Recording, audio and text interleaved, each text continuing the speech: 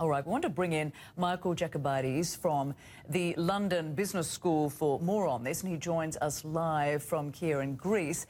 So I want to thank you for joining us. I hope I pronounced your name correctly there. All eyes, of course, will be on this EU summit Monday with the focus on the Greek debt crisis. And we've been seeing a real reluctance on the part of the Greek government and its people to cut spending. What could happen if Greece if Greece rejects the austerity measures and if this new proposal from Greece fails to avoid default? You will allow me to separate two things: what happens in terms of the government and what happens in terms of the people. I don't think that we should generalize from one to the other. This government was elected on the basis of two rather contradictory pledges. On the one hand, they said that they will end austerity, but also continue the spending that existed. On the other hand, they said that they will continue being in the euro.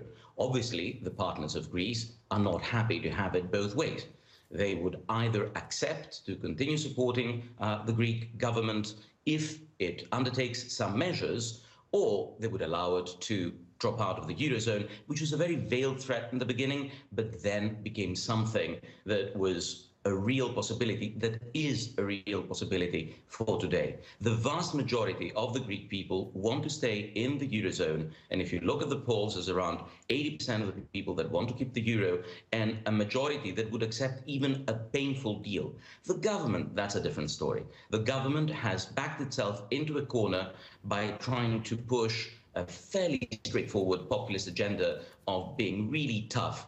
And the problem is that even if it wins the negotiations in the sense of winning concessions from its EU partners, the economy has worsened as a result of both being badly run and also as a result of the lack of collection of taxes, that today's measures are going to be much tougher than the ones that made it topple the previous government. So what do we know about this new deal that the Greek government is proposing? How far might it go, do you think?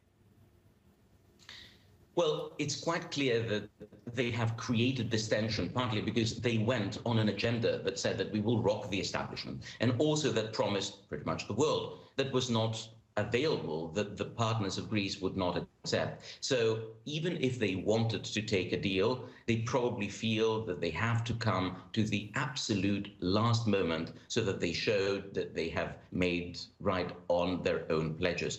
You also have to remember the government is very fractious. It has people that are on the far left who may vote down any deal that comes. So Greece is very likely to have dramatic political changes, even if a deal is taken. It is unlikely that this government will be able to continue as it is with a deal that we think is being discussed in Brussels. So possibility one, we have a deal and we have political turmoil in Athens. Possibility two will be bad for everyone involved.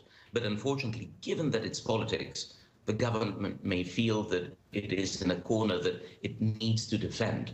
We hope that some agreement will happen, because if it doesn't, it's going to be bad for the Eurogroup. It's going to be bad for Greece primarily.